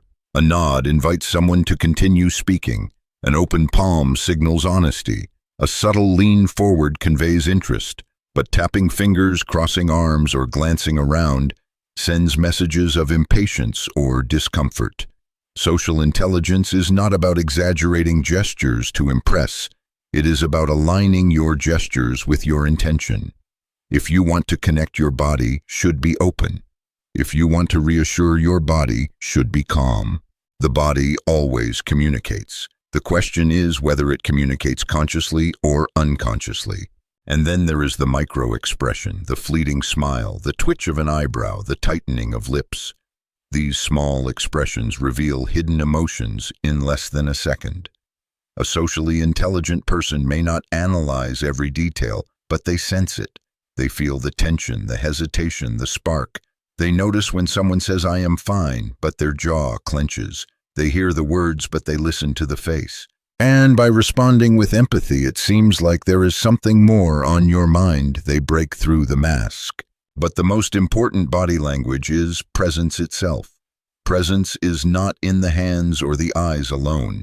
It is in the whole body, relaxed, yet alert, grounded, yet open. Presence communicates safety. It says you do not need to pretend. I am here with you. And when people feel that they open up, words become secondary. Here is the paradox to master body language. You must stop trying to perform body language. Forced gestures look fake. Overthinking your movements makes you stiff.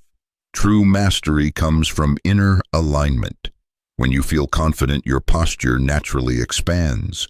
When you feel compassion, your eyes naturally soften. When you feel curious, your body naturally leans in. The key is not to memorize tricks, but to cultivate states of being. Body language is the shadow of the soul. It follows what you feel inside. So ask yourself, what message does my body send when I walk into a room? Do I shrink or expand? Do I avoid or engage? Do I close off or open? Awareness is the first step. Once you notice, you can shift. Straighten your back, breathe deeply, let your shoulders drop. Look people in the eye, let your gestures flow naturally. These small adjustments create powerful changes in how others perceive you and in how you perceive yourself. Now imagine applying this every day. Imagine entering a meeting where your very presence communicates calm authority before you speak. Imagine sitting with a loved one and your attentive posture makes them feel cherished without a word. Imagine meeting a stranger and your openness invites them to trust you instantly. This is not fiction. This is the daily reality of those who master body language. They influence without forcing. They attract without chasing. They connect without effort. So here is my challenge to you. The next time you speak to someone, notice your body. Notice your eyes, your shoulders, your hands, your breath. Then adjust, not with performance, but with alignment. Ask yourself, am I fully here? If the answer is yes, your body will communicate it. And the other person will feel it, even if they cannot explain why. If this message resonates with you, reflect right now, what is one unconscious habit in your body language that you want to shift? Share it below. By naming it, you take the first step toward transformation. And if you know someone who struggles with confidence or connection, share this chapter with them. Sometimes the greatest transformation does not come from words we learn to say, but from the silent language we already speak. Chapter 11. The emotional mirror, empathy as a superpower. There is a reason people gravitate toward those who make them feel understood. It is not wealth, status, or brilliance that creates bonds, but empathy. Empathy is the emotional mirror of human connection. It is the ability to step into another person's inner world, not just to imagine their perspective, but to feel with them. When you master empathy, you do not just understand people, you make them feel understood. And that perhaps more than anything else is what every human heart longs for. Think of the last time you were in pain, real pain, the kind that leaves you restless at night. Maybe it was grief, maybe rejection, maybe an invisible battle you could not explain. And then someone simply said, "I get it. I have been there. You are not alone." Did their words erase the problem? No. But did their presence lighten the weight? Absolutely. Because empathy does not fix, it joins. It does not remove the storm, but it becomes the umbrella you share inside it. Most people confuse empathy with sympathy. Sympathy looks down from a distance and says, "I feel bad for you." Empathy kneels beside you and whispers, "I feel this with you." Sympathy is pity. Empathy is connection. Sympathy creates separation. Empathy dissolves it. Socially intelligent people know that the deepest influence is not in offering solutions, but in offering presence. When you mirror someone's emotion with compassion, you give them the courage to keep walking. But why do so many struggle with empathy? One reason is fear of vulnerability. To truly feel with another, you must open yourself. You must allow their pain to touch you, their joy to move you, their fears to resonate with yours.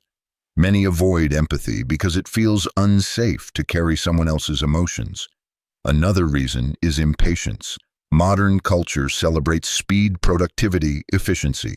Empathy requires slowing down, giving space, sitting with silence. And some resist empathy because it demands humility. It demands that you put aside your own ego long enough to enter another person's experience. Yet when you choose empathy, you unlock influence. Think of the leaders who changed the world. They did not only issue commands, they felt with the people they led. Think of the teachers who shaped your life. It was not their lessons alone, but the way they cared enough to see you. Think of the friends you trust most. They are the ones who listen, who feel, who hold space when life is heavy. Empathy is not weakness. It is leadership in its purest form. There is also science behind this. Psychologists talk about mirror neuron cells in the brain that activate when we observe someone else's emotions or actions. When someone smiles, our brain lights up as if we are smiling too. When someone cries, our brain echoes their pain. We are wired for empathy. Social intelligence is simply the conscious cultivation of this natural wiring. It is the decision to pay attention, to notice, to feel, instead of numbing or ignoring. So how do you practice empathy in a world that often resists it? Begin by listening not just to words, but to feelings. When someone speaks, ask yourself, what are they really feeling beneath these words? Is it fear, hope, anger, longing? Then acknowledge it. Say, "It sounds like this has been really overwhelming," or "I can imagine that must have felt exciting." These small reflections create powerful bridges. They show the other person, you see me, you hear me, you feel me. Next, practice presence. Put the phone down. Stop rehearsing your reply. Look into their eyes. Let them know by your stillness that they matter. Empathy is often less about what you say and more about how you show up. A hand on the shoulder, a steady gaze, a moment of silence together, these can speak louder than 1,000 words. Finally, expand your circle of empathy. It is easy to feel with those who are like you, who share your culture, your views, your struggles. True mastery comes when you extend empathy to those who are different, even those who oppose you. It is saying, "I may not agree with you, but I want to understand you." This does not mean condoning harm. It means recognizing that every human being carries a story, a wound, a dream. And when you see that, you disarm conflict before it begins. Empathy is also a mirror to yourself. The more you practice it with others, the more you learn to practice it with yourself. Many people are harsh critics of their own mistakes, merciless with their own failures. But social intelligence requires inner empathy. the ability to say, I am human, I struggle, I fall and I rise. When you extend compassion inward, you stop projecting your pain outward. You become safer for others because you are safe within yourself. Imagine what would change in your life if you lived empathy every day. Your relationships would deepen because people would feel truly seen. Your influence would expand because people would trust you. Your conflicts would dissolve more quickly because you would disarm defensiveness with compassion. Even strangers would gravitate toward you because they would feel the rare energy of someone who actually cares. So here is your challenge in your next conversation. Resist the urge to solve. Resist the urge to correct. Instead, enter their world. Ask, what is that like for you? Ask, how did that make you feel? And then just be there. You may be surprised how much healing occurs simply because you dared to feel with someone else. If this message has touched you, take a moment right now and reflect. Who in your life needs empathy more than advice today? Call them, sit with them, listen without rushing. And when you finish, share your experience. Because the world does not need more voices shouting solutions. It needs more hearts willing to feel. Chapter 12. Reading the Hidden Patterns. Understanding Human Behavior.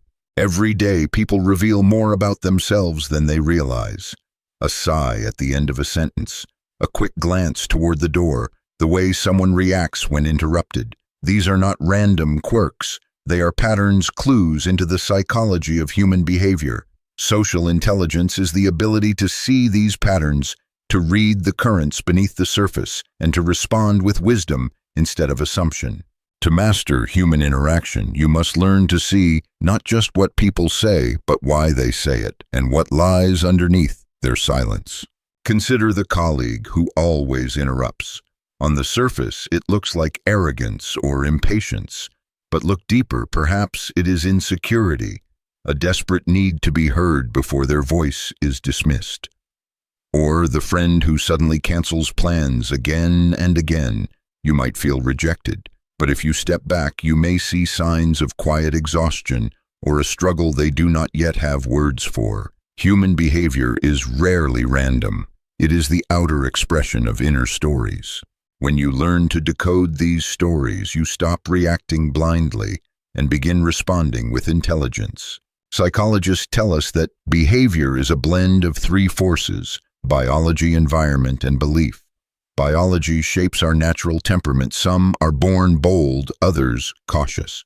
Environment teaches us what is safe and what is dangerous. Childhood experiences shape the reflexes we carry into adulthood. And belief colors our perception.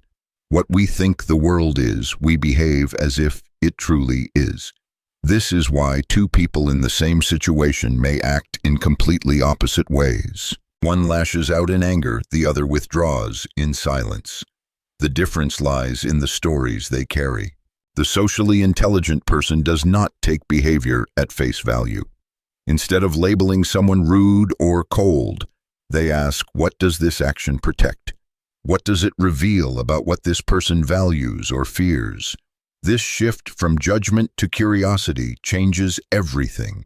Judgment builds walls. Curiosity builds bridges. When you replace, they are difficult with, I wonder what pain or belief drives this, you gain access to deeper levels of connection. But let us be clear, understanding behavior is not about manipulation. It is not about learning people's weaknesses to control them. True mastery is about compassion. It is about learning to see through the noise of behavior into the human heart behind it. A child throws a tantrum not because they are bad, but because they do not yet know how to express frustration. A coworker gossips not because they are evil, but because gossip gives them a fleeting sense of importance. A partner withdraws not to punish you, but to protect themselves from feeling too exposed. Seeing these truths gives you power, the power to respond with empathy instead of anger. Think of human behavior like a language. Every action is a sentence, every habit is a paragraph, and the whole person is a story. The impatient driver honking behind you is telling a story of stress or fear. The quiet classmate in the corner is telling a story of feeling invisible. The confident leader walking into the room is telling a story of practiced self-assurance. If you only listen to words, you miss half the story.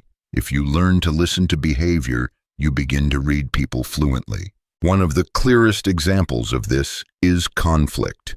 When people argue, the surface issue is rarely the real issue. A fight about chores is really about respect. A fight about money is really about security. A fight about time is really about love. Behavior is always symbolic. The words are the smoke, but the fire lies beneath. The socially intelligent person listens for the fire, not just the smoke. They ask, what is the need behind the words? What is the fear beneath the anger? And when they address that, the conflict dissolves. This ability to read behavior also protects you, because when you see patterns, you can anticipate outcomes. You notice that the person who flatters you too quickly may be hiding manipulation. You recognize that the colleague who avoids eye contact may be concealing something. You sense when a friend's sudden silence signals deeper pain. Social intelligence sharpens your intuition not by magic, but by awareness. You train your mind to connect dots that others ignore. But let us go deeper, because understanding human behavior also means understanding your own. Too often we study others while ignoring the mirror of ourselves. Why do you procrastinate on the very goals that matter? Why do you repeat patterns in relationships you promised to break? Why do you lash out at those you love most when you feel powerless? These behaviors are not random either. They are signals. They are your own inner story asking to be heard. Social intelligence begins within. Until you read your own behavior with honesty, you will misread others. So pause for a moment. Think about your last 3 reactions in stressful situations. Did you withdraw? Did you fight? Did you freeze? Each of these responses is a story from your past. Maybe withdrawal was how you survived criticism as a child. Maybe fighting was how you learned to protect yourself. Maybe freezing was how you avoided punishment. These are not flaws. They are adaptations. But if you want freedom, you must learn to see them for what they are, patterns, not destiny. The more you understand the psychology of behavior, the more choice you gain. Because when you recognize a pattern, you can choose differently. You can say, I usually withdraw here, but this time I will speak. Or I usually get defensive, but this time I will breathe. This is the heart of transformation. Not erasing your story, but rewriting the ending.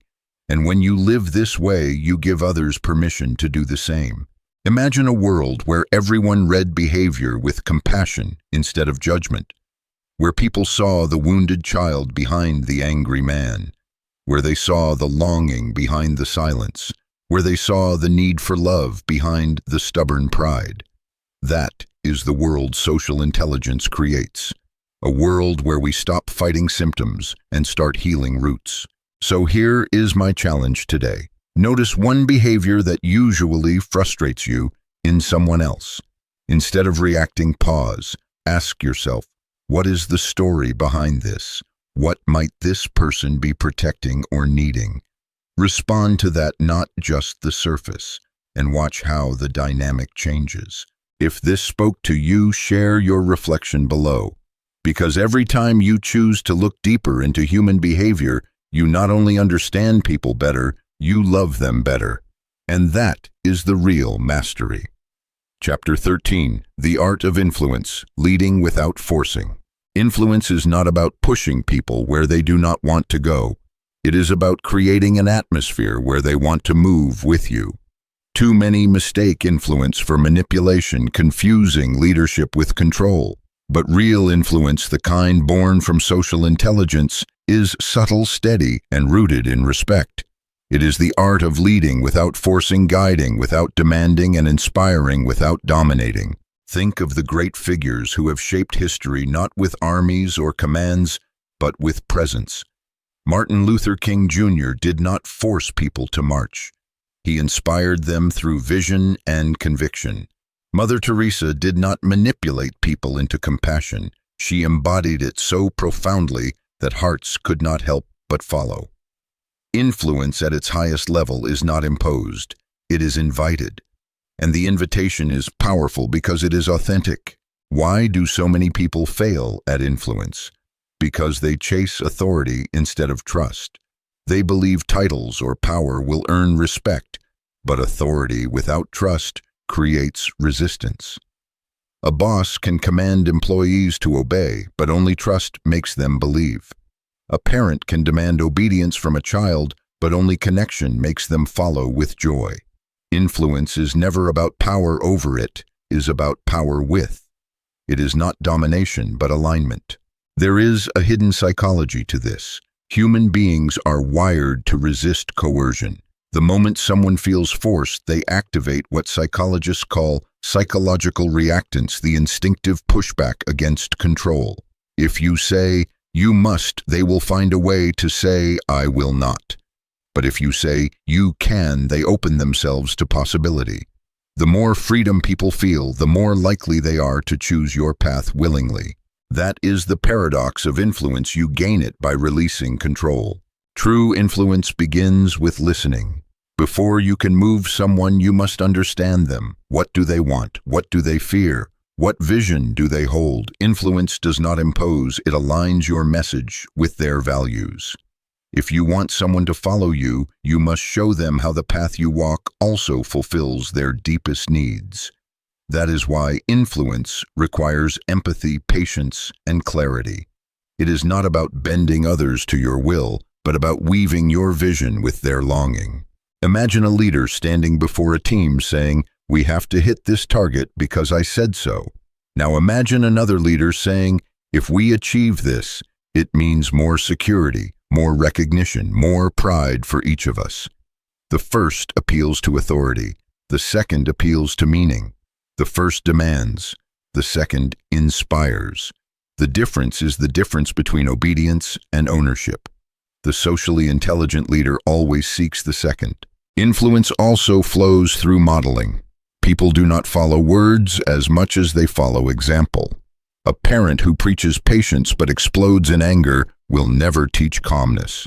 A manager who speaks of integrity but cuts corners will never build trust. Influence requires congruence, the alignment of word and deed. When people see consistency, they follow. When they see hypocrisy, they resist. Your life is your loudest message. And influence extends beyond leadership roles. Every conversation, every relationship, every moment of human connection carries influence. A friend who encourages you to chase a dream has influenced your path. A teacher who believed in you has influenced your confidence. Even a stranger who offered kindness on a hard day influenced your perspective. You are always influencing whether you realize it or not. The question is toward what? Do your words and actions lift people higher, or do they pull them down? To master influence is to master presence. It is to walk into a room and bring calm instead of chaos. It is to listen so deeply that people feel valued before you speak. It is to carry yourself with such quiet confidence that others borrow strength from you. Presence does not demand attention, it attracts it. And when you combine presence with empathy, people lean in. They want to hear you, they want to follow you. But influence also demands courage, because to influence well, you must risk rejection. You must be willing to stand for something even when not everyone agrees. Manipulators crave approval, so they bend to whatever pleases. True influencers stand firm in conviction, even when it costs them. People may not always agree with you, but they will respect you when your vision is clear and your actions are steady. And respect is the soil where influence grows. The most powerful influence of all is love. Not sentimental love, but love as commitment. The decision to seek the good of others even when it costs you. When people know you genuinely want what is best for them, your words carry weight. When they feel you care about more than your own gain, they trust you. And once trust and care are present, influence follows naturally. Imagine a world where people led this way. Leaders who inspire instead of intimidate. Parents who guide with respect instead of fear. Friends who influence each other toward growth instead of mediocrity. That is what social intelligence can create. It is not about gaining power, but about spreading it, lifting others into their best selves by the way you live and lead. So here is your challenge in your next conversation. Notice if you are trying to force or to inspire. Are you pushing someone, or are you drawing them? Are you demanding, or are you inviting? Practice aligning your influence with trust, empathy, and authenticity. Watch how quickly resistance dissolves when people feel respected instead of controlled. If this resonates with you, share it. Because influence is a ripple. What begins in one heart spreads into another, and the world does not need more controllers. It needs more inspirers. It needs you. Chapter 14. Resetting the mind, a new standard for living. There comes a point in every journey where information is no longer enough. You have read the words you have heard, the insights you have collected, the strategies. But without a reset of the mind, without a deep inner shift, these truths remain like seeds sitting on the surface of hard soil. They cannot take root unless the ground is broken, unless the standards you live by are redefined. This chapter is not about learning something new. It is about unlearning the lies that have chained you and reclaiming the freedom to live with higher standards. Most people live by standards they never chose. They inherited them from parents, absorbed them from peers, or adopted them unconsciously from society. A young girl grows up believing she must always please, because her parents praised her only when she was agreeable. A young boy learns to hide his emotions because every time he cried, he was told to man up. A worker accepts misery in a job because everyone around him says that is just how life is. These unchosen standards shape lives of quiet compromise. People end up surviving rather than living, fitting into molds instead of shaping their own. But mastery of behavior and social intelligence demands something radical, the courage to rewrite your standards. You must ask yourself questions most never dare to confront. What do I truly value beyond what I have been told to value? What do I refuse to tolerate any longer, even if the world calls me unreasonable? What do I demand from myself, not out of fear of failure, but out of love for who I could become? These questions cut deep. They strip away comfort, but they are the doorway to transformation. The truth is, the gap between the life you live and the life you want is not filled with luck or talent. It is filled with standards. If your standard is to settle, you will always stop short of greatness. If your standard is to avoid discomfort, you will never taste the richness of growth. But if your standard is to demand your best from yourself, even when no one is watching, then life will bend to your decision. Standards are not about goals, they are about identity. A person may set a goal to exercise, but until they set the standard of valuing health as non-negotiable, excuses will always win. Resetting the mind means breaking the chains of the past. It means refusing to let your history define your horizon. Yes, you were shaped by your upbringing, your mistakes, your wounds, but you are not bound to repeat them. You can choose a new response. You can set a new expectation. You can decide that fear will no longer dictate your choices, that doubt will no longer silence your voice, that pain will no longer poison your future. This reset is not a single moment, but a practice. Every day you ask, what standard will I hold myself to now? There is psychology behind this. The brain loves patterns. It clings to familiar behavior, even destructive behavior, because predictability feels safe. But when you consciously raise your standards, you force the brain to create new neural pathways.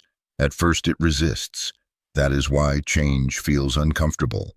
But with repetition, discomfort becomes the new comfort. The standard that once felt impossible becomes your baseline. And soon, what once was extraordinary becomes ordinary because you have grown into it. Think about it.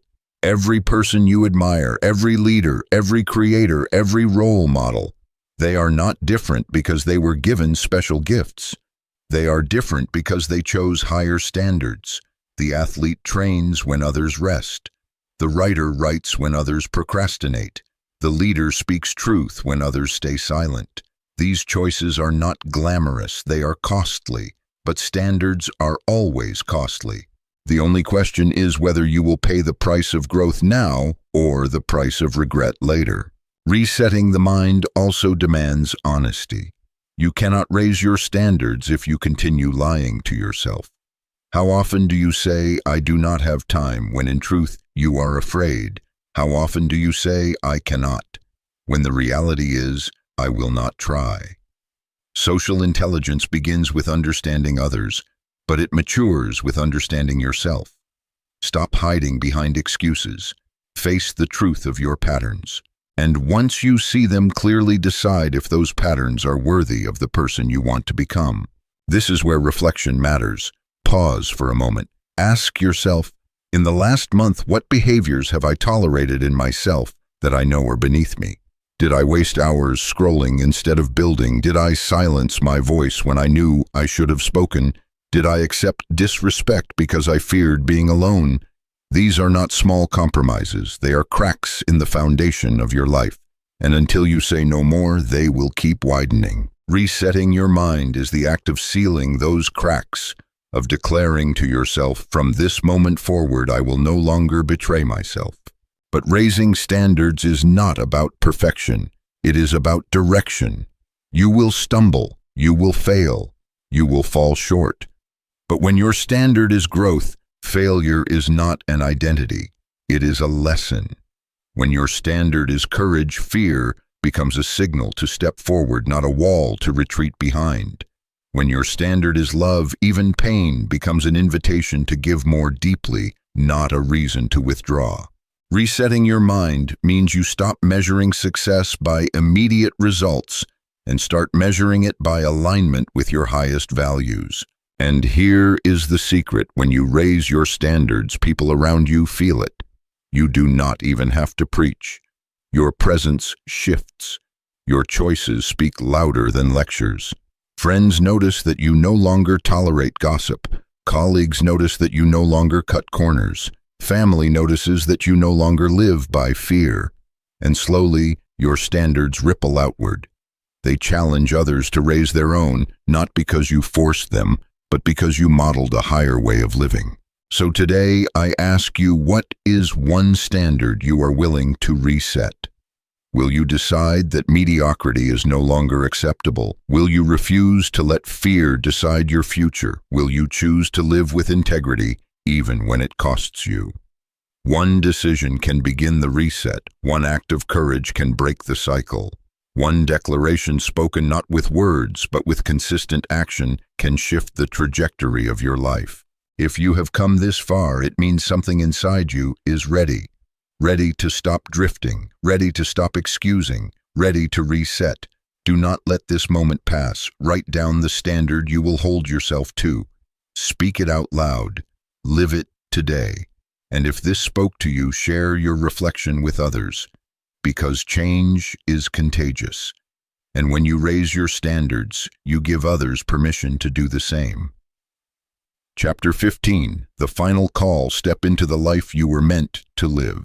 There comes a moment when the journey of learning must become the journey of living. You have walked through the insights of psychology, the patterns of human behavior, the strength of social intelligence. You have seen the traps of insecurity, the power of influence, the reset of standards. But all of it, every story, every truth, every principle has been leading you here, to this moment of decision, to this invitation, to this call. You were not born to drift through life waiting for permission to exist. You were not born to bow to fear, to silence your voice, to trade your worth for comfort. You were born to rise, to lead, to embody the fullness of who you are. The question is no longer whether you know enough. The question is whether you will act. Because knowledge without action rots into regret, but action, no matter how small, builds momentum, shapes identity, and creates destiny. Think of your life as a stage.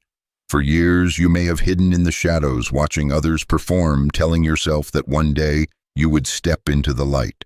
But today is that day. This is your stage. This is your time. The world is not waiting for perfection. It is waiting for presence, for your courage, your truth, your unshakable decision to show up as yourself. The final call of this book is simple. Stop waiting to become. Start being. There will never be a perfect moment. There will never be a time when fear disappears, when doubt vanishes, when the path feels easy. The only difference between those who live fully and those who do not is this, the first step.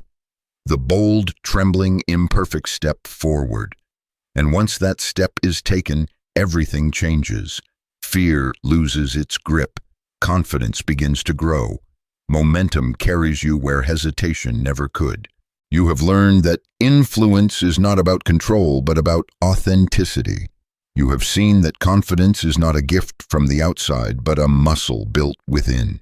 You have felt that social intelligence is not manipulation, but connection, the ability to see and be seen, to know and be known.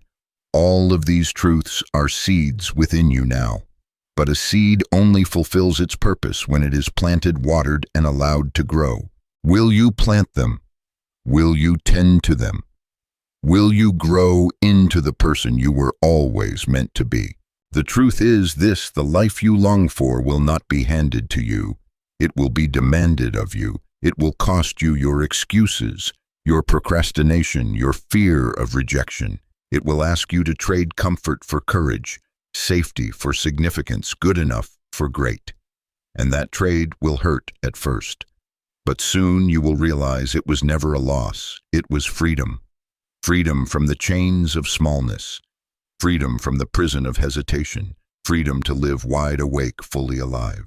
And as you step into this freedom, remember, the world does not change through grand speeches alone. It changes when ordinary people live extraordinary standards. It changes when you treat the stranger with dignity, when you choose honesty over convenience, when you lift others higher instead of pulling them down. Every act of courage, every choice of integrity, every moment of compassion is a ripple, and together these ripples shape the future. So here is the call: rise. Do not wait another day. Choose the standard that honors your potential. Speak the truth you have been silencing. Build the habits that align with your destiny. And most of all, stop hiding. You are ready. You are more ready than you know. The world is waiting for you to lead, not with arrogance, not with force, but with the quiet power of authenticity. This is your life. This is your one chance. Do not waste it on fear. Do not bury it under doubt. Do not hand it over to the expectations of others. Stand up. Step forward. Live with the fire that has been burning in you all along. And when you do, you will discover that the life you were chasing has been within you the whole time, waiting for you to claim it. If these words have spoken to your soul, then share them. Someone you know is still living small, still waiting, still afraid. And your courage might be the spark that sets them free. Let this book not be the end of your journey, but the beginning of your legacy. Live it. Lead it. Be it. The call is not tomorrow, it is now. If you've made it to this point, you've probably realized what I have. You're not missing anything. You're not broken. You're not late. You already have enough to begin. The difference now is, will you honor what you carry? Will you stop waiting and start becoming? For me, the answer is yes. And I hope it is for you too.